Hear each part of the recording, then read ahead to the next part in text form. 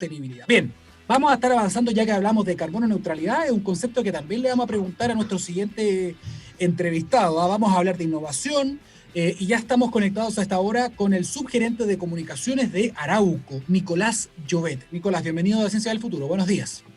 Hola, buenos días, muchas gracias por la invitación, ¿cómo están? Muy bien, muy bien, muy bien. Está, me imagino, en la casa, ¿cómo está la familia? Todo esto después de casi un año y tanto, ¿no?, de pandemia. Muy bien, por suerte, estamos acá, seguimos cuidándonos porque esto no ha terminado y esperamos que con la ayuda y la solidaridad de todos podamos salir pronto de este túnel. Exacto. Oye, antes de entrar al tema de innovación, de carbono neutralidad y todo lo que están haciendo en Arauco, déjame preguntarte un poquito por la contingencia, porque es bien interesante, hemos podido entrevistar a diferentes compañías más pequeñas, más grandes, medianas, y es interesante cómo se han ido adaptando también a la flexibilidad laboral, etcétera, con el tema de la pandemia. ¿Ustedes cómo están? ¿Estaban preparados? ¿Los pilló ya en cierta mixtura o cierto hibridaje entre el teletrabajo y la casa? ¿Cómo fue? Bueno, lo primero es decir que nosotros como actividad forestal hemos sido declarados tanto en Chile como en gran parte del mundo como actividad esencial. Entonces, desde un comienzo de la pandemia, no solo teníamos el permiso para seguir operando, sino que también la responsabilidad que significa eso. ¿Por qué? Porque generamos productos que son a partir de una fuente renovable, que es el bosque, y que se han demostrado que son fundamentales, por ejemplo, para la pandemia, por ejemplo, para hacer las mascarillas, para embalaje de remedio. Entonces eso supuso para nosotros una tremenda responsabilidad de poder mantener las operaciones, las fábricas operando, y naturalmente que estaríamos mintiendo si dijéramos que estábamos preparados. No estábamos preparados, y por lo tanto esto significó un esfuerzo adaptativo enorme, un sacrificio tremendo por parte de todos los trabajadores de la compañía. Parece ya hace una eternidad, pero hace un tiempo había una serie de medidas que había que implementar y que eran muy complejas de implementar, pero que hoy día vemos con mucho orgullo que nos ha permitido seguir produciendo y poder seguir entregando insumos que han sido muy importantes para enfrentar la pandemia. Perfecto. Dicho eso, vamos entonces de lleno en materia porque estábamos justamente hablando de la carbono neutralidad, que esto es algo muy importante y que a veces yo no sé si todo el mundo lo tiene muy claro. ¿Qué significa la carbono neutralidad? Y en el caso, por ejemplo, de la labor que cumple o del tipo de actividad que desarrolla Arauco, ¿cómo ven ustedes el tema de la carbono neutralidad y si tienen también sus propias metas definidas a cierto plazo, ¿no? Bueno, la carbono neutralidad en simple es cuando, en este caso una compañía, pero puede ser una ciudad, un país, sus emisiones de gases de efecto invernadero son inferiores a la cantidad de gases de efecto invernadero o CO2 que captura. En el caso nuestro de Arauco, en el año 2020 nos fuimos la primera empresa forestal del mundo en verificarse como carbono neutral. Y eso no solamente, obviamente, es un orgullo para nosotros como compañía, sino también una tremenda responsabilidad en términos de que supone aumentar nuestra ambición. Nosotros creemos que es un tremendo logro, pero al mismo tiempo la magnitud de la problemática del cambio climático nos obliga a ir por mucho más. Entonces no podemos de alguna manera dormirnos en los laureles y creer que eso es suficiente. Y desde esa perspectiva seguimos haciendo esfuerzos grandes para, de cara al 2030 y en línea con las metas del Acuerdo de París, continuar reduciendo las emisiones propias de nuestra operación. ¿Cómo lo hacen? ¿Tienen algún plan, algún proyecto? ¿Cómo lo han ido haciendo? Disminuir esta huella, digo. Sí, nosotros adherimos a una iniciativa que se llaman los Science Based Targets. Los Science Based Targets es una iniciativa que está enfocada en la actividad privada, ya que es importante mencionar que la empresa privada tiene un rol fundamental que jugar acá.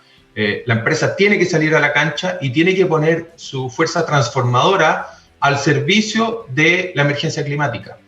La empresa ha demostrado muchas capacidades en muchos ámbitos y yo creo que acá no es distinto a otras capacidades que ha demostrado en materia de innovación, de empujar transformaciones.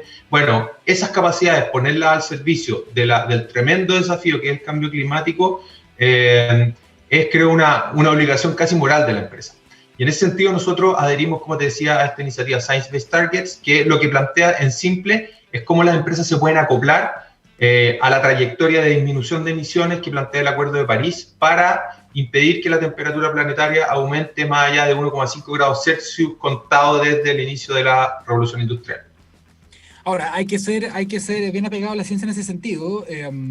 Estuve en la última COP25 junto con, de hecho, con el champion de la COP de nuestro país, que es Gonzalo Muñoz.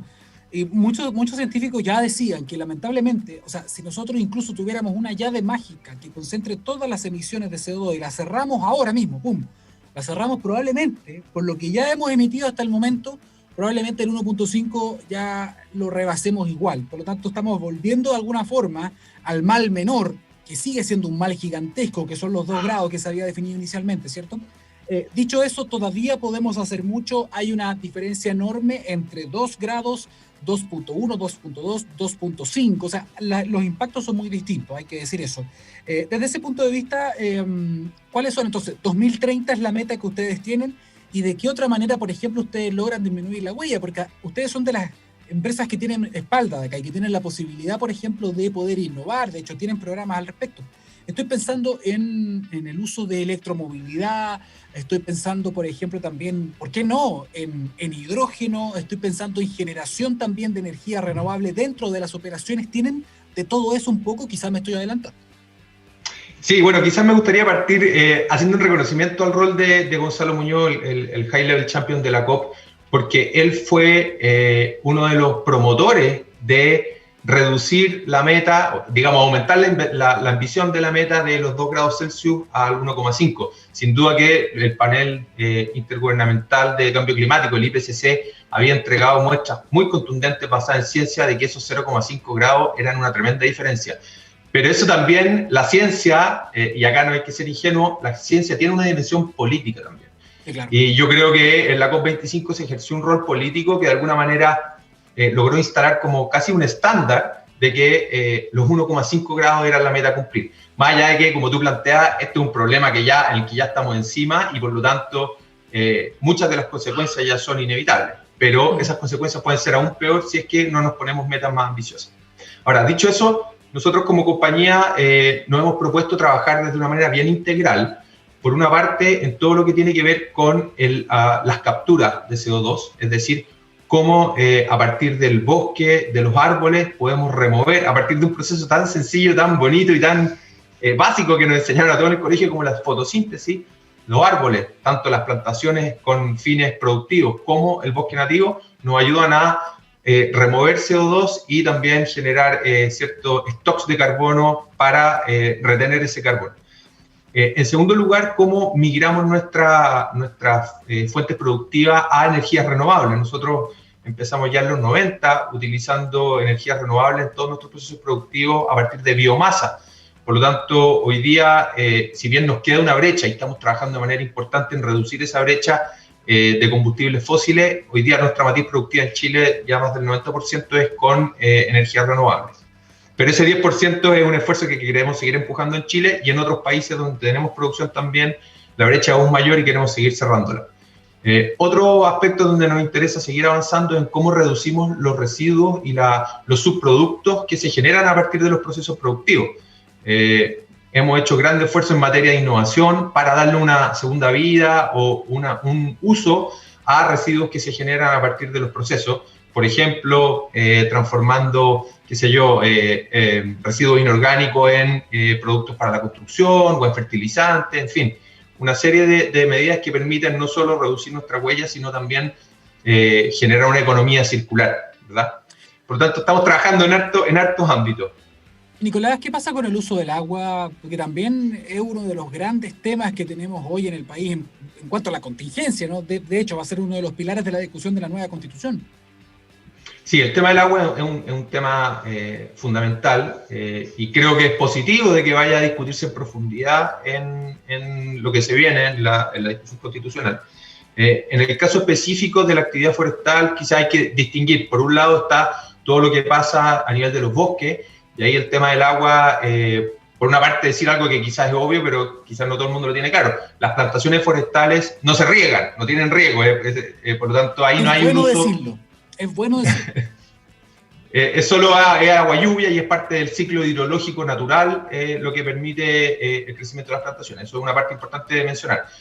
Pero sí, los procesos industriales requieren uso de agua y nosotros también hemos ido trabajando hace ya muchos años en reducir la huella hídrica, es decir, cómo utilizamos cada vez menos agua en nuestro proceso y al mismo tiempo cómo el agua que utilizamos en nuestros procesos es agua que luego puede ser reutilizada. Hoy día, por ejemplo, estamos con un proyecto piloto en Licantén, donde el agua que utilizamos para los procesos productivos, en este caso de producción de celulosa, lo estamos usando luego este efluente para riego. Y ya es un proyecto que cuenta con todas las aprobaciones ambientales y hemos visto que puede ser agua reutilizada para otros fines, por ejemplo, agricultura u otros fines. Por lo tanto, el tema del agua es un temazo y nosotros tenemos que seguir avanzando en innovar y en gestionar nuestra huella hídrica. Nicolás, en un tema más quizás polémico y de contingencia hoy día, que estamos a puertas del comienzo de las sesiones de la Convención Constitucional, ¿cierto? Y se han definido varios temas en la agenda. Y muchos de los convencionales constituyentes han dicho que hay que acabar con cierto modelo económico, con cierto modelo productivo, y se repiten muchas frases, ¿no? Tenemos que terminar con el modelo extractivista, tenemos que valor agregado, y de alguna manera se tiende, y esto no es solamente de parte de algunos de ellos, sino que a nivel de redes sociales tú ves también que se tienden a demonizar ciertas actividades productivas. ¿Qué respondes tú, digamos, como encargado también de comunicaciones de un área, de una empresa, ¿no? Que tiene un rol importante en lo que es la celulosa, los monocultivos, los bosques, etcétera? Bueno, nosotros seríamos ingenuos si no reconocemos que existen siempre tensiones y controversias en torno a la actividad productiva en general y en torno a nuestra actividad en particular. Ahora, dicho eso, nosotros también creemos que es importante que se entienda en mayor profundidad las temáticas al momento de emitir de ciertas opiniones, ciertos juicios. Por ejemplo, la actividad forestal es una actividad renovable que cuenta con las más altas certificaciones a nivel industrial. ¿Qué significa que sea renovable? Es que yo no extraigo el recurso, sino que yo lo renuevo. Es un recurso, tal como lo dice el nombre, natural, renovable. Vuelve a crecer. Por lo tanto, eso es un aspecto que permite la sustentabilidad del negocio a largo plazo y eso nos exige a nosotros tener una mirada de largo plazo en lo que hacemos. Enseguida también entendemos que el vínculo de las compañías con sus entornos, con las comunidades, es algo que es fundamental. Las empresas, quizás en el pasado, teníamos una concepción más, si quiere, cerrada de nuestro quehacer. Pero hoy día las compañías tienen que ser cada vez más porosas, abrirse a lo que está pasando en su entorno, aprender a escuchar, dialogar, conversar y estar abiertos a aprender también de lo que se nos dice. Muchas de las críticas que se realizan son muchas veces legítimas y son oportunidades para crecer, para aprender, para adaptarse y para transformar cada vez más nuestro aporte en algo más valioso para la sociedad. Y por último, respecto sí de un punto que a mí me parece interesante, es esta idea de que hubiera como poca innovación o que fuera una actividad como si uno, voy a ponerle una caricatura, en el caso nuestro, como que fuera un leñador que corta un tronco, lo echa arriba un bote y lo vende.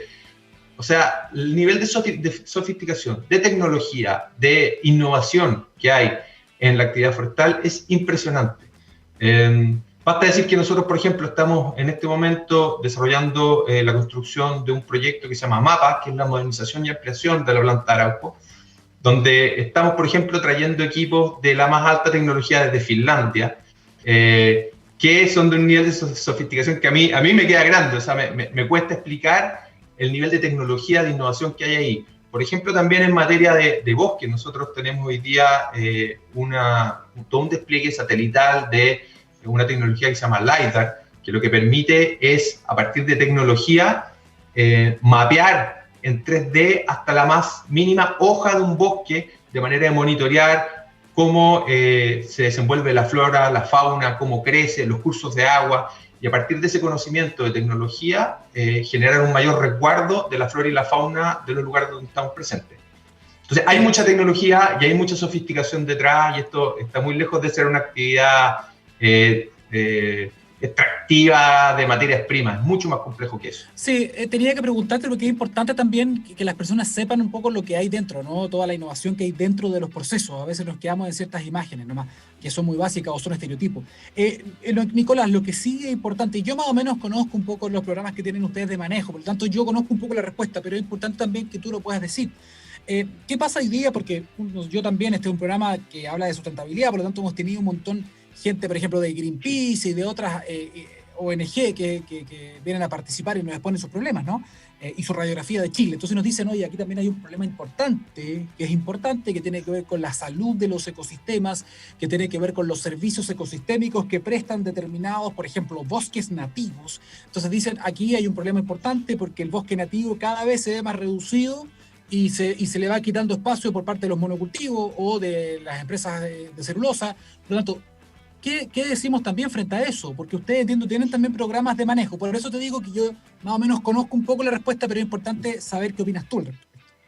Sí, lo primero es decir que como todo en la vida, nada es de blanco y negro. En el caso nuestro lo que abogamos es por una complementariedad entre lo que es la producción, ¿verdad?, de productos, insisto, que vienen de una fuente natural, renovable y que además nos entregan insumos que son fundamentales para la vida de millones de personas en la vida. O sea, papel, todo lo que es, ya lo hablamos, las mascarillas, incluso insumos que nos permiten reemplazar al plástico, sobre todo los plásticos de un solo uso, provienen del bosque, de fuentes naturales, renovables, que gestionadas de manera sustentable nos permiten de alguna manera proyectar su uso en el tiempo, pero al mismo tiempo que tenemos un foco en producción, naturalmente que también tenemos que tener un foco en la conservación y en el cuidado del medio ambiente.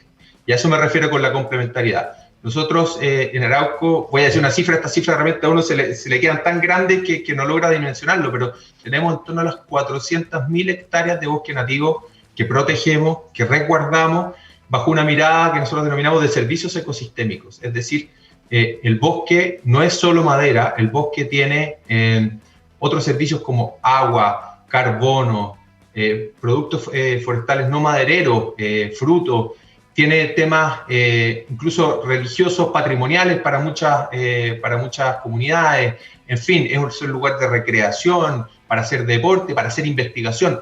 Todos esos servicios ecosistémicos nosotros tratamos de promoverlos, de resguardarlos, de abrirlos también a la comunidad, porque entendemos que hay un valor enorme en el bosque nativo. Y por último, una última precisión. Cuando se dice de que el monocultivo elimina o reduce el bosque nativo, eso es algo que no es efectivo, digamos, a partir, yo diría, desde este siglo, o sea, ya más de 20 años que en Chile prácticamente ya no existe lo que se denominó en su momento la sustitución del bosque nativo, es decir, que se planten cultivos productivos en lugares donde existía bosque nativo. Eso no se puede hacer y no existe, al menos en lo que es la actividad forestal, hace más de 20 años. Por lo tanto, eso también es parte de estas conversaciones que se instalan y que de repente es bueno tener una perspectiva histórica y de ver de que, al igual de que el mundo va cambiando, las compañías se van actualizando, se van modernizando, vamos mejorando nuestras prácticas y vamos poniendo también nuestros conocimientos al servicio de un bien común, no solo de un bien empresarial. Sí, pero tú sabes que en el fondo hoy día en las redes sociales cualquier persona dice lo que quiera y plantea sus hipótesis. Por ejemplo, tú me imagino que también lo sabes, cuando hay estos grandes incendios, nos faltan las personas que dicen, no, pero es que eso es la forma que tienen las forestales para poder plantar después en esos terrenos. Lo has leído, me imagino, ¿no? Lo hemos leído, son controversias que se instalan efectivamente a nivel de redes sociales, pero como decía un político gringo por ahí, decía, uno tiene derecho a tener sus propias opiniones, pero no sus propios datos, ¿verdad? Y por lo tanto lo que hay que hacer acá es mirar la evidencia, es mirar lo que dice la ciencia, es mirar lo que dice la ley también, ¿verdad? Y a la luz de esos antecedentes, formarse una opinión, ojalá ecuánime. Si acá yo creo que lo peor es atrincherarse en posiciones rígidas y ser súper poroso y abierto al diálogo y aprender del otro, ¿verdad? Nicolás, no quiero que termine esto sin antes preguntarte muy cortito, porque hubo un hecho importante para ustedes que fue la adquisición de Odd Industries. Esto es clave. No sé si le puede explicar a las personas por qué esto es tan importante, porque a veces se piensa a lo mejor que una empresa como Arauco no tiene mucho que ver con innovación, a pesar de todo lo que tú nos has dicho de la innovación y de la tecnología en los procesos propios, ¿no?, de la actividad productiva, sino que también ustedes están jugando en las grandes ligas hoy día de los startups, de los emprendimientos, de la medición, por ejemplo, de la captura con datos precisos. Cuéntanos un poquito, en pocas líneas, esto de Odd Industries, ¿por qué es tan importante? Bueno, Odd Industries es una startup que fue creada por Leo Prieto, que es un crack en temas de tecnología e innovación hace muchos años en Chile. Él con algunos otros partners que ayudaron a fundar esta startup. Y efectivamente en Arauco vimos con muy buen ojo una complementariedad entre lo que hace Odd Industries, que es básicamente inteligencia artificial y machine learning con propósito ético, con la tecnología que nosotros ya contábamos en Arauco. Y encontramos que había una muy buena complementariedad entre ambos quehaceres y ambos saberes. Y fue así como Arauco adquirió la propiedad mayoritaria de Odd Industries con un propósito muy ambicioso, pero también muy simple, importante, que es cómo a partir de la tecnología de vanguardia, inteligencia artificial, machine learning, podemos acelerar y escalar las soluciones para combatir el cambio climático. Eso es como en simple el propósito, y que también de alguna manera rompe un mito de que las grandes empresas son lentas, son conservadoras, poco innovadoras. La verdad es que con la adquisición de una startup que está en la vanguardia a nivel mundial en materia de tecnología y medio ambiente, de alguna manera estamos invitando también, quizás señalando una dirección a otras empresas que se atrevan también a innovar, a confiar en startups y a buscar complementariedades entre las grandes empresas y las startups, porque ahí está el futuro. Sí, eso te iba a complementar. Muchas veces hay cierta aversión de algunas empresas a atreverse con modelos nacionales, con startups nacionales. A veces compramos la receta y la fórmula hecha fuera, pero a veces no le damos el pase para la transferencia real de tecnología desde acá, desde lo local, ¿cierto? Así que muchas gracias por eso. Llegamos al final rápidamente de la entrevista. Nicolás Llobet, subgerente de comunicaciones de Arauco, muchísimas gracias por estar acá con nosotros en la Ciencia del Futuro. Que tenga buenos días. No, buen día y muchas gracias por la invitación. Que esté muy bien. Cuídate. Chao, chao.